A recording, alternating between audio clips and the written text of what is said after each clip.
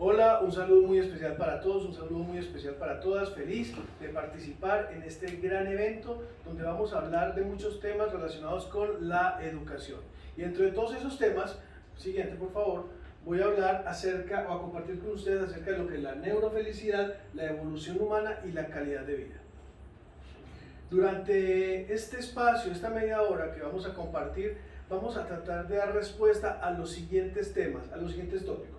Vamos a mirar o a reflexionar o a recordar lo que es la neurociencia, vamos a conocer un poco sobre la evolución humana, la conciencia y dar un pequeño repaso sobre lo que es el sistema nervioso central humano y vamos a hablar sobre la neurofelicidad para terminar con aquellos factores neuroprotectores, es decir, todas aquellas situaciones que nos ayudan a vivir mejor, más tiempo y con mejor calidad de vida. Antes de comenzar, me parece importante que hagamos una reflexión sobre lo que es el ser humano. El ser humano es complejo porque tiene diferentes factores que le componen. Tiene factores emocionales, tiene factores psicológicos, tiene factores sociales, antropológicos, trascendentales y por supuesto tiene factores biológicos. Es multifuncional. Como lo dice este gran astrónomo que admiro profundamente, Carl Sagan, somos polvo de estrellas, somos el resultado de siglos y siglos de evolución. Y esa evolución nos ha llevado a través de la historia a llegar a donde estamos ahora. Somos seres altamente complejos y somos seres integrales, desde lo biológico, desde nuestra parte psicológica, desde nuestra parte, nuestra sexualidad y también nuestra trascendencia, aquello que nos impulsa, que nos lleva a más allá, a dejar huella, a generar cultura. Sí, muy bien. Vamos a hacer un repaso sobre lo que son las neurociencias. Las neurociencias, cuando mencionamos la palabra neurociencias, tendemos a imaginarnos a unos científicos en un laboratorio trabajando con equipos de alta tecnología y sí, eso es neurociencias. Pero la neurociencia también se puede entender como el estudio del funcionamiento del sistema nervioso cuando se aplica a los diferentes quehaceres del ser humano. Por decir algo, la neurociencia aplicada a la educación la llamamos neuroeducación. La neurociencia aplicada al mundo de las empresas la llamamos neuromanagement. La neurociencia aplicada al mundo del consumo la llamamos neuromarketing o al mundo del manejo financiero pues la llamaríamos neuroeconomía. Pero esas son las neurociencias. Es el estudio de todas las neuroestructuras y el correlato que existe entre las neuroestructuras, las neurofunciones con el desarrollo y con el comportamiento de las personas. En eso podemos entender lo que es la neurociencia. Finalmente, la neurociencia dentro de sus muchas áreas se encarga de estudiar toda aquella química que está relacionada con el comportamiento, con el sentimiento, con la emoción y el pensamiento, con todo aquello que está encubierto, es decir, que funciona sin que sea observable, pero también con todo aquello que está manifiesto, es decir, todo aquello que podemos mirar en el día a día. Y eso lo podemos llamar como neurofisiología, neuroendocrinología, y está relacionado con todos los neurotransmisores y todas aquellas moléculas complejas o neuropéptidos que generan todo nuestro comportamiento, desde nuestras emociones hasta simplemente levantar un brazo, levantar una mano. Todo está modulado por esos neuropéptidos complejos que conocemos con el nombre de neurotransmisores. Eso es neurociencia y mucho más. Ahora, como nuestro tema central, lo que nos convoca en este gran evento está alrededor de la educación. Podemos pensar entonces que la neurociencia aplicada a la educación es una nueva disciplina que viene a apoyar los métodos pedagógicos y andragógicos tradicionales. No viene a reemplazar nada, no viene a decir acabemos con lo que hay y comencemos con cosas nuevas, no, viene a apoyar lo que ya tenemos en cuanto a las estrategias y las formas para poder generar esos procesos de enseñanza y esos procesos de aprendizaje desde unas perspectivas, digamos, más amenas, pero también más productivas, que mejore la calidad, la eficiencia y la eficacia. Es lo que viene a ser la neurociencia aplicada a la educación o la neuroeducación. El estudio de los procesos de enseñanza y de aprendizaje desde los tres protagonistas: el estudiante, el profesor y el mensaje. Después de este pequeño repaso de lo que es la neurociencia o este pequeño, digamos, abrebocas, vamos a conocer un poco acerca de lo que ha sido la evolución, ese tema tan importante de lo que es la evolución, es decir, cómo llegamos acá. Antes de continuar, quiero ser muy respetuoso con las diferentes creencias o posturas que todos puedan tener, porque sabemos que existen diferentes teorías o posturas ideológicas sobre los procesos evolutivos. ¿Ya? Tenemos las religiones y las culturas promueven sus diferentes postulados. Yo me voy a referir en esta conferencia desde la postura de la biología, que nos habla de que hemos sido evolucionarios y somos seres evolucionarios, que hemos ido cambiando y adaptándonos de acuerdo a las diferentes necesidades que el ambiente nos va planteando. Quiero que hagamos un viaje un poco en el tiempo y nos vamos hacia atrás cuando todavía no éramos homus, todavía no éramos seres humanos en formación, sino que estábamos en estos pequeños primates, los lémures y todos nuestros antepasados, evolutivamente antepasados. Ellos vivían en los árboles y cuando estaban en los árboles estaban bien, porque el motivo de estar allá era múltiple. Estaban allí porque primero que todo tenían su alimento de los árboles, pero también porque estaban protegidos de muchísimos depredadores. Pero a medida que la geomorfología se va cambiando, se va adaptando, aparecen las estepas y los bosques comienzan a estar un poco más separados unos de otros. Y eso lleva a que estos antepasados del ser humano se vieran en la necesidad de bajar de los árboles y comenzar a caminar por las estepas. Y esa gran necesidad de caminar grandes distancias y al mismo tiempo estar protegidos de los depredadores les lleva a que lentamente en el tiempo comiencen a estar erguidos, a caminar en sus patas traseras, y eso les libera la posibilidad de manipular sus patas delanteras, lo que luego serán sus brazos y sus manos. Y a partir de ese momento comienza un proceso evolucionario que lo vemos acá desde el Australopithecus africanos, el Australopithecus robustos, el Homo habilis, que es donde el ser humano comienza a manejar la mano con pinza, este movimiento tan fundamental que se llama movimiento de pinza, que nos sirve para coger instrumentos, y a partir de allí el Homo erectus, que comienza ya a caminar con la mirada más erguida y comienza la cadera a generar unos cambios evolutivos para llegar al neandertal, y por último al Homo sapiens, que es la especie en este momento a la que nosotros pertenecemos. Pero ese cambio físico va acompañado de un cambio cognitivo y un cambio en el cerebro. Aquí podemos ver el cerebro del Homo sapiens o el cráneo del Homo sapiens, nuestro cráneo, como se va dando hasta el momento, pero como ha ido evolucionando.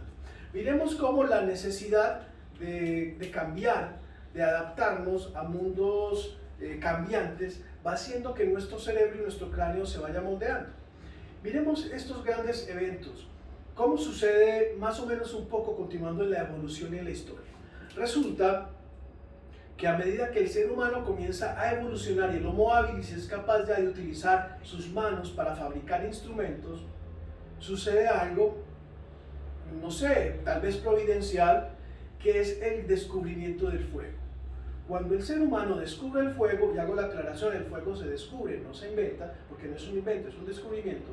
Cuando se descubre el fuego y las utilidades del fuego, de la candela, de las llamas, comienza a utilizarlo en muchos aspectos, para calentarse, para vivir en sociedad, para reunirse alrededor del calor del hogar, ¿no? Pero también para cocer los alimentos, para cocinar sus alimentos. Y cuando comienza a cocinar sus alimentos, su espacio mandibular y sus molares ya no son tan grandes, no son tan necesarios, y la parte del cerebro que se necesita para generar todos esos movimientos de masticación ya es menor. Al generar menos espacio o necesitar menos espacio para la masticación, se comienza a liberar espacio en el cerebro, en esa estructura, para otro elemento que comienza a surgir, y es la necesidad de comunicarse por medio de símbolos complejos o por medio de símbolos y signos. Y surge así un factor fundamental que se llama lenguaje.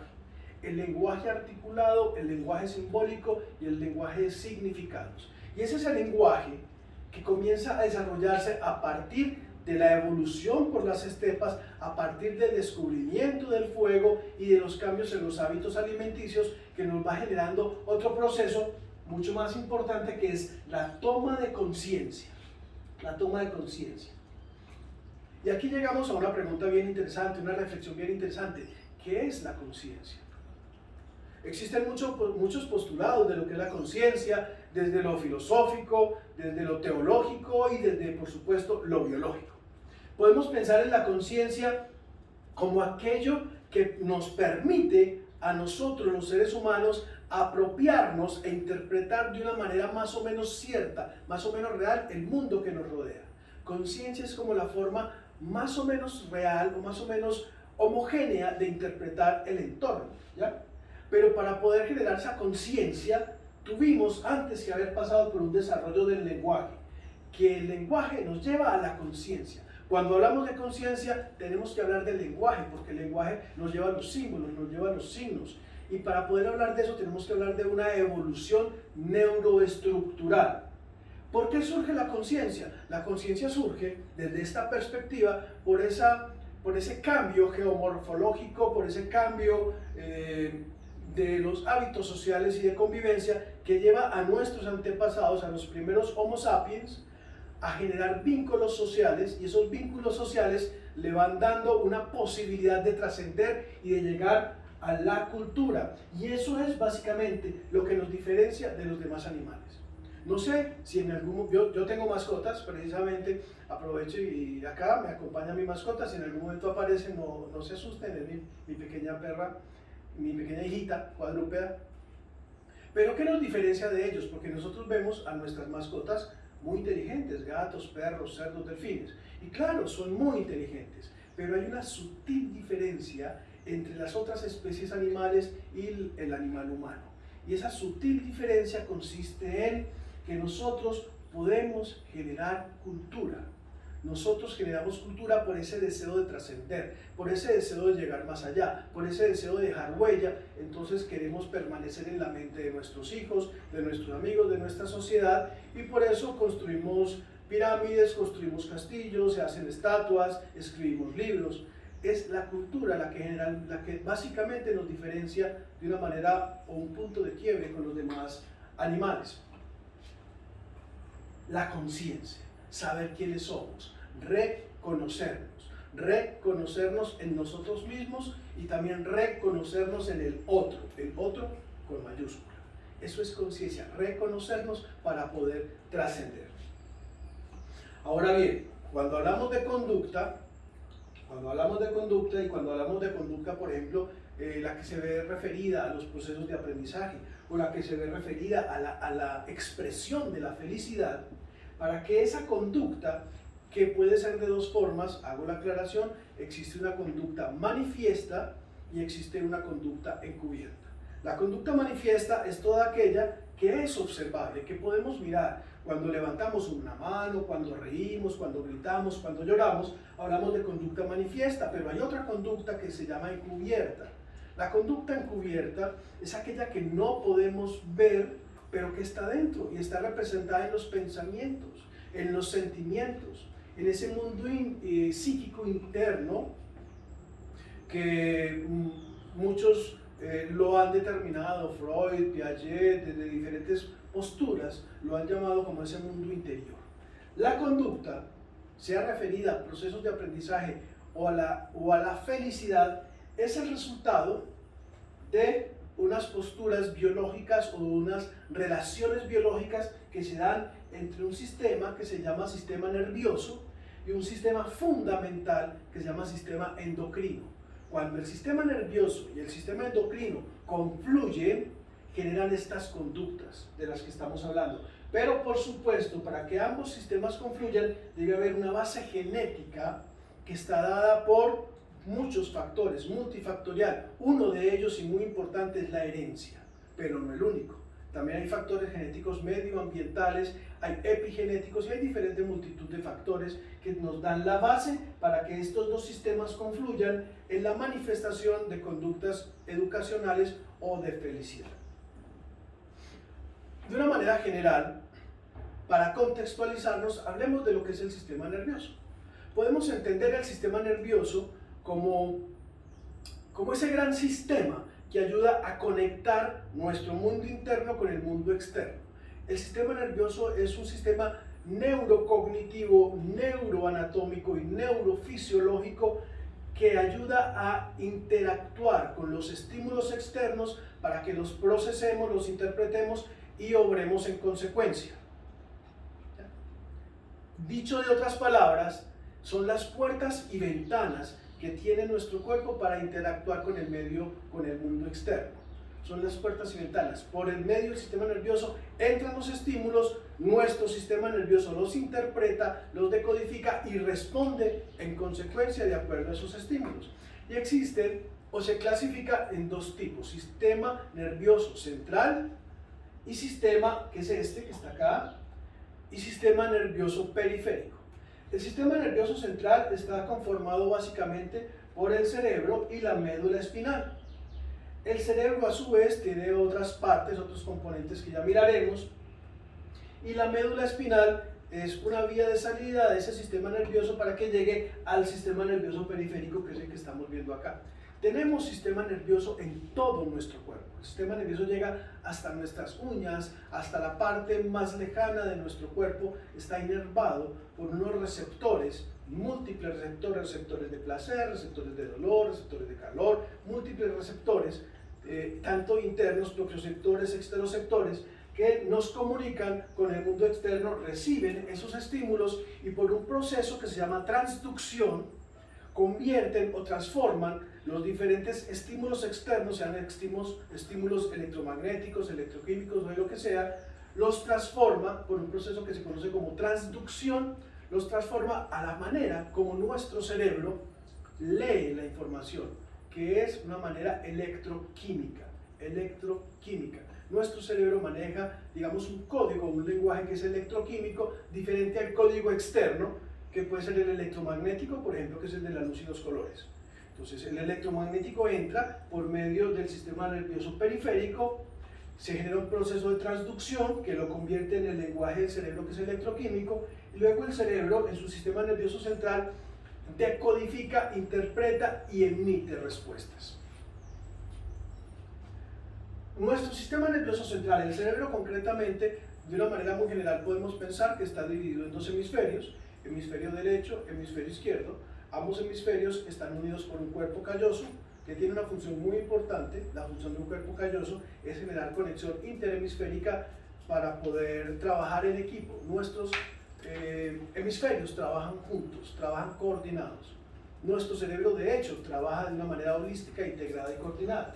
Ahora, nuestro cerebro también se divide en unos lóbulos: lóbulo frontal, lóbulo occipital, lóbulos temporales y lóbulo parietal. Estos diferentes lóbulos fueron determinados anatómicamente por diferentes estructuras, por unas cisuras y por unos surcos que digamos que son como los borders, las fronteras, y además también se delimitan por algunas funciones que tienden a liderar. Es tan importante nuestro cerebro, cumple una función tan importante en el desarrollo de esa conexión, de esa felicidad y de la educación, que debe estar muy bien protegido, muy bien protegido. Y para eso está protegido, miren, con tantas partes. Está protegido con el cabello, está protegido con la piel, está protegido con el cráneo, y debajo del cráneo, como podemos ver aquí, existen unas capas que se llaman meninges, y esas meninges, que son tres, esas meninges se encargan de recubrir el cerebro, y entre las meninges fluye un líquido que se llama líquido cefalorraquídeo, que tiene múltiples funciones, entre ellas mantener aislado e ingrávido el cerebro para que podamos movernos y no se golpee de manera interna, pero también tiene múltiples funciones adicionales. Ahora, dentro de nuestro cerebro tenemos una unidad funcional, es la unidad, digamos, básica. Me gusta mucho esta analogía, es como si el cerebro fuera un gran edificio, pero el ladrillo de ese edificio es la neurona. La neurona es el ladrillo del edificio.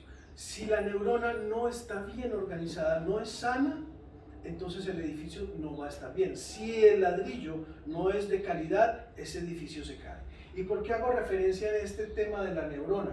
porque la neurona va a ser tal vez la base para la neurofelicidad y el intercambio neuronal. Cuando una neurona se comunica con otra, se comunica por un proceso que se conoce con el nombre de sinapsis.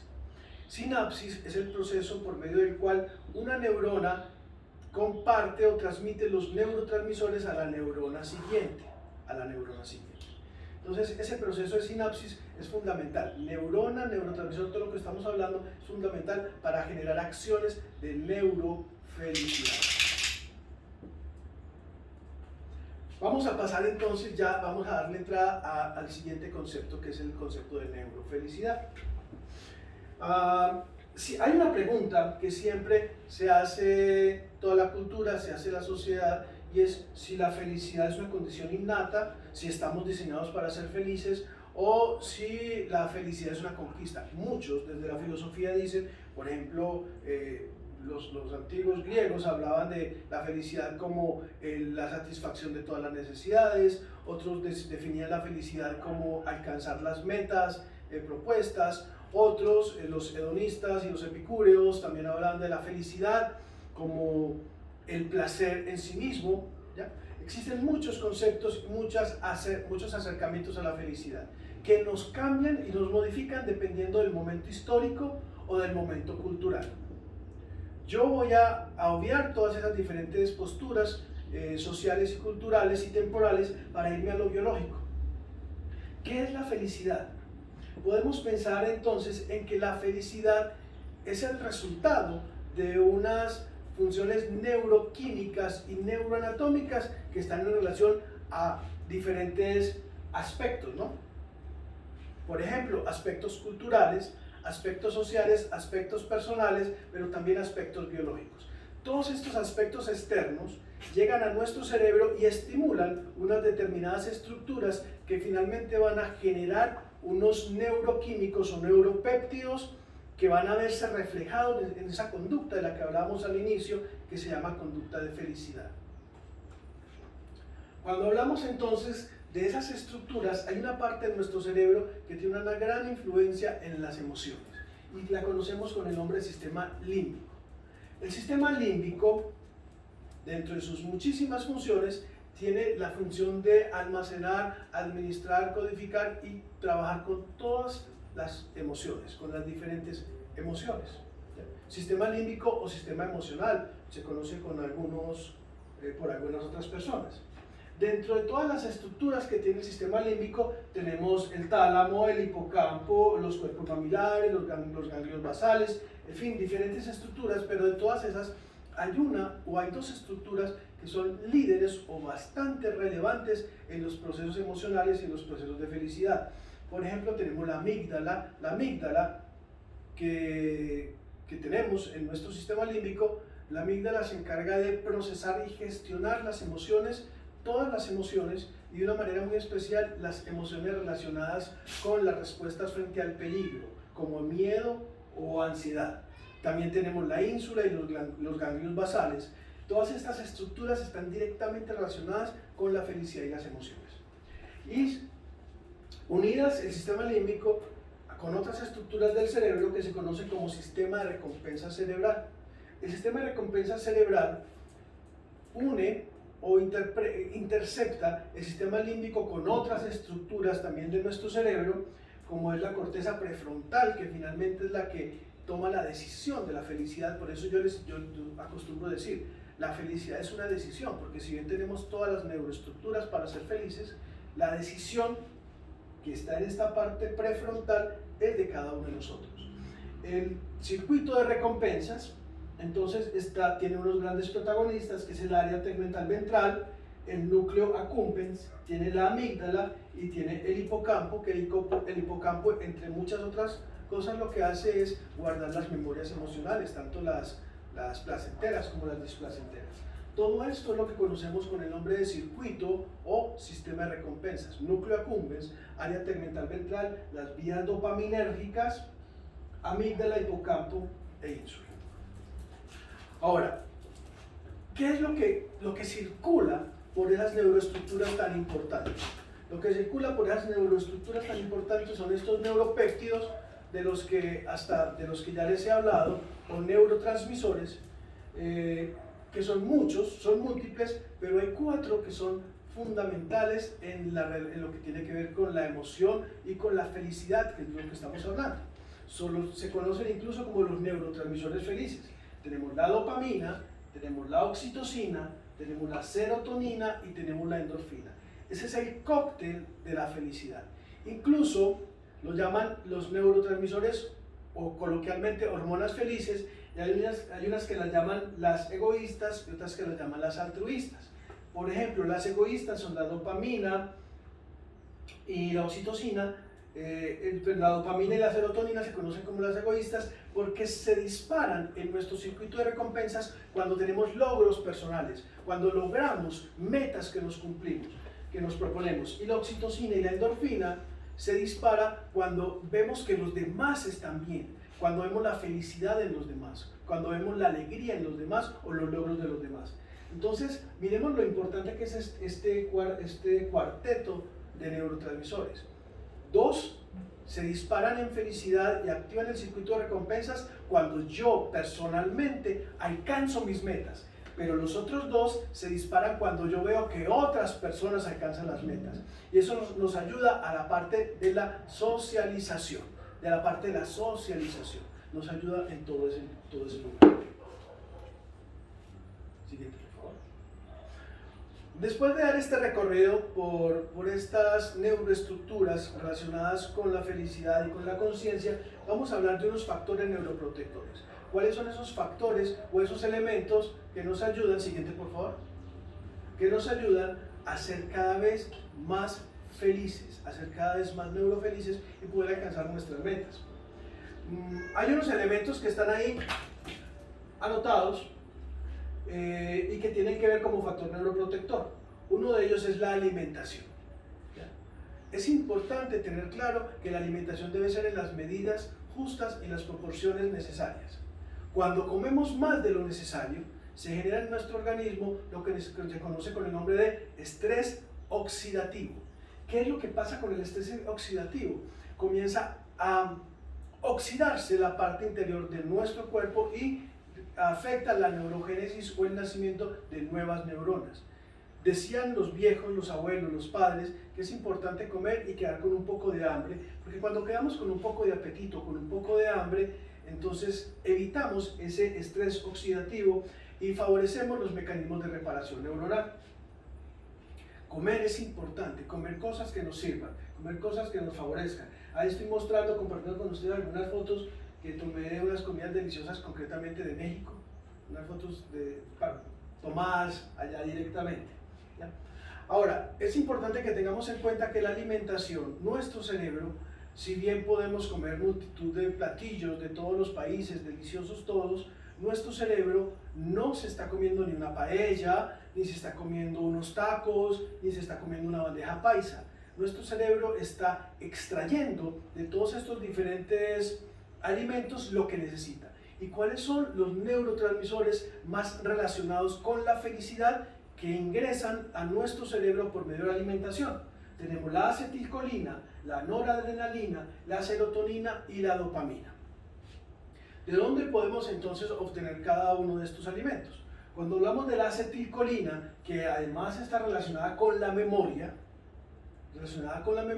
favorece los procesos amnésicos y de memoria. La acetilcolina la obtenemos por la lecitina, sobre todo por la soya, por la soja, por el germen de trigo, la yema de huevo, la mantequilla de maní, el hígado de jamón. Todos estos productos de trigo integral favorecen en nuestro cuerpo la producción de la acetilcolina, favoreciendo además los procesos amnésicos y de memoria. Miren, hay una fórmula fundamental que les quiero compartir a ustedes para promover la longevidad del cerebro, la vida cerebral. Y es simple: lecitina más vitamina B más vitamina C. Lecitina más vitamina B más vitamina C favorece la longevidad, extiende la vida y la calidad de vida del cerebro. La noradrenalina, el siguiente neurotransmisor, que nos ayuda a mantener el estado de ánimo elevado, a ser optimistas, y también nos ayuda, también favorece los procesos de memoria. La podemos, y junto con la dopamina, la podemos encontrar en los alimentos ricos en proteínas, como las carnes de ave, la carne de pescado, los productos lácteos, ¿ya? Además, la dopamina nos ayuda a controlar los movimientos corporales. Recordemos que la dopamina está asociada con el Parkinson. O sea, alteraciones en los niveles de dopamina, además de impactar los estados emocionales y la felicidad, también impacta enfermedades como el Parkinson. La dopamina nos eleva el ánimo, nos ayuda a aumentar el impulso sexual, mejora el sistema inmunológico, sobre todo en estos momentos de COVID que estamos viviendo. Es importante tener un sistema inmunológico fuerte, y eso podemos mejorarlo con dopamina, favorece la longevidad, y todo eso lo podemos encontrar en alimentos como la soya, el pescado, los productos lácteos y todas estas proteínas. Siguiente, por favor. La serotonina nos apoya el agrado, el bienestar, la alegría, y también la serotonina nos ayuda a manejar el dolor, la sensibilidad frente a los dolores físicos, ¿Y dónde la podemos encontrar? En alimentos ricos en carbohidratos y pobres en proteínas. El azúcar es muy importante.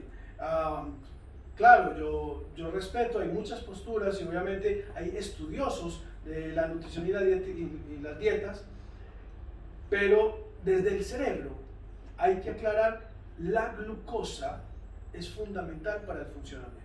De allí saca el cerebro la energía, pero hago la aclaración: los azúcares naturales, los azúcares que vienen de las frutas, no el azúcar necesariamente que compramos en las tiendas y los supermercados. Necesitamos el azúcar porque además el azúcar nos ayuda a tener el cortisol estable.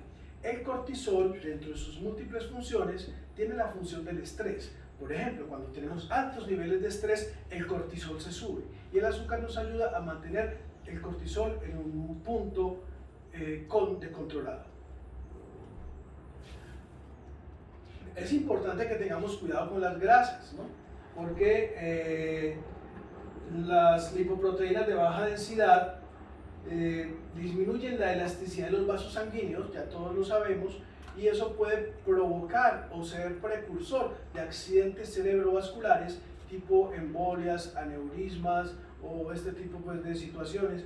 Entonces es importante el manejo y el control de este tipo de grasas. Siguiente, por favor, gracias. Otro factor neuroprotector que nos ayuda para alcanzar estos niveles de felicidad tiene que ver con el deporte. Cuando hacemos deporte de manera regular, pero deporte por recreación, no deporte de competición, deporte por recreación, primero que todo estamos estimulando el músculo cardíaco. Recordemos que nuestro cerebro se nutre de todo esto que hemos hablado, se nutre por vía sanguínea, y la sangre llega gracias al impulso que tiene el músculo cardíaco o el corazón. Y el corazón lo fortalecemos por medio del deporte, lo fortalecemos por medio de este tipo de acciones. Pero además el deporte optimiza el funcionamiento de las neuronas porque genera plasticidad sináptica. ¿Qué significa plasticidad sináptica? Esas conexiones de las que hablábamos al inicio entre diferentes neuronas para poder mejorar, digamos, las vías para que los neurotransmisores de los que hemos hablado fluyan y se muevan de una manera más regular. Otro neurotip o factor neuroprotector: el ejercicio mental diario. Es importante hacer ejercicio mental todos los días. Puede ser leer un libro, puede ser ver, aquí estamos haciendo ejercicio mental porque estamos adquiriendo conocimientos nuevos o reforzando los que ya teníamos. Cuando hacemos ejercicio mental diario, estamos fortaleciendo la plasticidad neuronal. Es decir, estamos fortaleciendo esas vías sinápticas y esas conexiones sinápticas que se pueden ir dando entre las diferentes neuronas. Ahora, no es necesario entrar a una universidad ni hacer altos estudios para hacer ejercicio mental diario. Podemos hacer crucigramas, podemos ir a nuestro lugar de trabajo por caminos diferentes, podemos salir a viajar, es decir, todas las nuevas situaciones que nos exijan niveles de atención y de concentración más altos, podemos manejarlo como ejercicio mental. Las nuevas experiencias, evitar la rutina. Ahí en estas fotos coloco yo algunas de mis experiencias. Siempre que tenemos la posibilidad de tener nuevas experiencias, experiencias placenteras, experiencias de pronto que no sean tan placenteras, pueden ser displacenteras incluso. Las nuevas experiencias que nos estimulen sensorialmente ayudan a favorecer nuestro cerebro y no hay que salir a viajar. Si usted está en su casa con su familia, juegue con sus hijos, juegue con sus hermanos, juegue con sus padres, hágase cosquillas, sonría, haga juegos de salón, todo ese tipo de actividades que estimulan sensorialmente. Recuerden que tenemos 5 ventanas sensoriales, 5 posibilidades de estimulación. Tenemos el olfato, tenemos el oído, tenemos el gusto, tenemos la vista y tenemos el tacto. Tenemos 5 posibilidades de estimulación y lo podemos hacer desde nuestra casa y sin costo para poder fortalecer nuestro cerebro y generar neurofelicidad. Socializar efectivamente. Socializar efectivamente.